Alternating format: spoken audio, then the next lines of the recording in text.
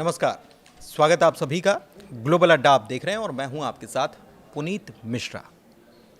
चीन ने चल दी है चाल, और किसके जवाब में? अमेरिका के जवाब में। अमेरिका का जवाब यानी कि H-1B वीज़ा, जिसके नए नियम आ गए अमेरिका की तरफ से। डोनाल्ड ट्रंप ने उस पर साइन कर दिए और सबकी टेंशन को बढ़ाने का काम किया।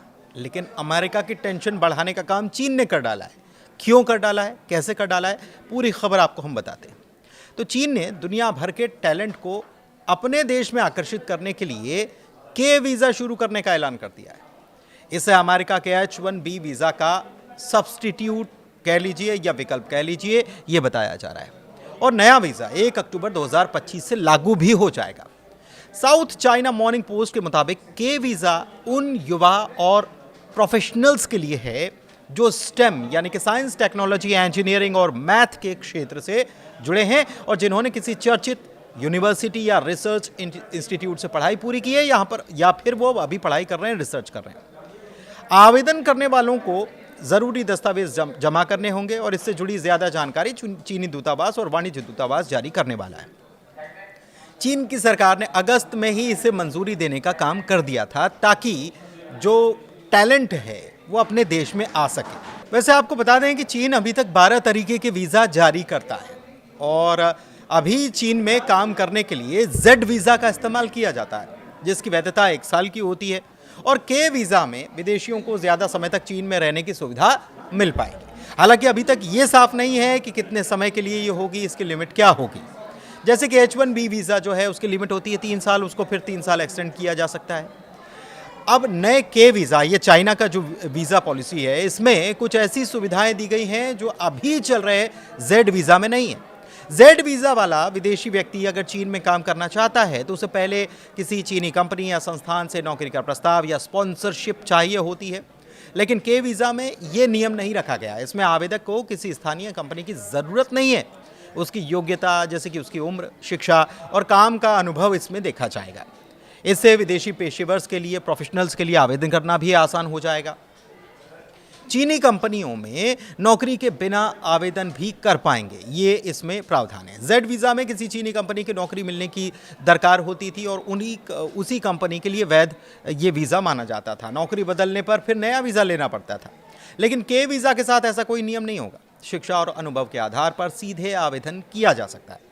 अब के वीज़ा फीस के बारे में हालांकि अभी कुछ बताया नहीं गया है। Z वीज़ा की अगर फीस की बात करें तो हर देश के नागरिकों के लिए ये अलग अलग रखी गई। भारतीय नागरिकों के लिए 2.9 हज़ार रुपये, अमेरिकन नागरिकों के लिए 2.3 हज़ार रुपये, कनाडा के लोगों के लिए 8.5 हज़ार रुपये और ऑस्ट्रेलिया के नागरिकों के लिए 5.5 हज़ार रुपये थी। इसके अलावा वीज़ा आवेदन की प्रक्रिया में सर्विस चार्ज भी जुड़ता है और इसकी कीमत अगर भारतीयों के लिए देखी जाए तो 2 से 3 हज़ार के बीच होती है। ये Z वीज़ा के बारे में हम बता रहे हैं, के वीज़ा के बारे में नहीं। अब चीन की विदेशी टैलेंट के लिए दो प्रोग्राम भी चीन की तरफ से लॉन्च किए गए। रिपोर्ट्स ये बताती है कि 2035 तक दुनिया की टेक्निकल पावर बनने की ख्वाहिश, तमन्ना जो है वो चीन रखता है और इसके लिए उसे विदेशी एक्सपर्ट्स और कुशल लोग जो होते हैं उनकी ज़रूरत होगी, कामगारों की ज़रूरत होगी। और इस मकसद को पूरा करने के लिए चीन ने ये 2 प्रोग्राम लॉन्च किए। कौन से प्रोग्राम हैं? Talented young scientist program. ये एशिया और अफ्रीकन जो लोग हैं उनके 45 साल तक के शोधकर्ताओं और चीन में काम करने और रिसर्च करने के लिए ये होगा। इसके अलावा outstanding young scientist fund project, ये 40 साल तक के टॉप क्लास साइंटिस्ट, इंजीनियर्स को चीन में आने और फिर वहाँ काम करने के लिए मौका देने का काम करेगा। इसके अलावा चीन के जो विश्वविद्यालय और शोध संस्थान हैं, बेहतरीन स्टूडेंट्स और रिसर्चर्स को लाने के लिए भी अच्छी सैलरी और बोनस देने का काम कर रहे हैं। दरअसल अमेरिका ने अभी 3 दिन ही हुए H-1B वीज़ा के आवेदन के लिए फ़ीस बढ़ाई और $1 लाख यानी कि करीब भारतीय रुपए में देखा जाए तो 88 लाख रुपए इसे कर दिया गया। अब H-1B वीज़ा के लिए ये फ़ीस ही मान्य की गई है।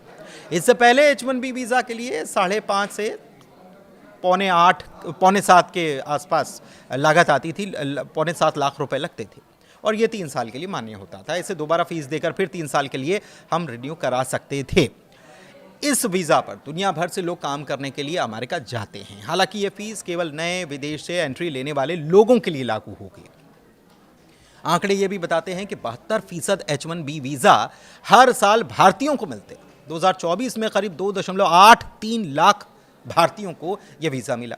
अब अगर किसी कंपनी को भारत से इंजीनियर रखना है तो फिर उसे $1 लाख अतिरिक्त चुकाने होंगे। औसतन एक भारतीय H1B वीज़ा धारक की सैलरी अमेरिका में $65,000 सालाना होती है।